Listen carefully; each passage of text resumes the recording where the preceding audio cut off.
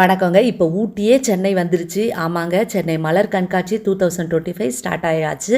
நம்ம செம்மொழி பூங்கால ஜனவரி 2லேருந்து ஜனவரி 19 வரைக்கும் தொடர்ந்து 18 நாட்கள் நடக்குதுங்க. செம்மொழி பூங்கா ஃபுல்லாகவே பூக்களால் அலங்கரிக்கப்பட்டிருக்குங்க. எங்கே பார்த்தாலும் கலர் கலராக ஃப்ளவர்ஸ் தாங்க. மனசையும் கண்ணையும் கூடிய வகையில் அலங்கரித்து வச்சுருக்காங்கங்க.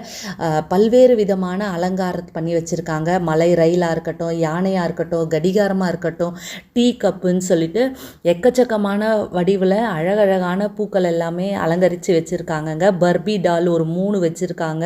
ரொம்பவே அழகாக இருக்குது. டீயிலேருந்து கப்புலேருந்து ஊற்றுற மாதிரி வச்சுருக்காங்க. ரொம்பவே அழகாக இருக்குங்க.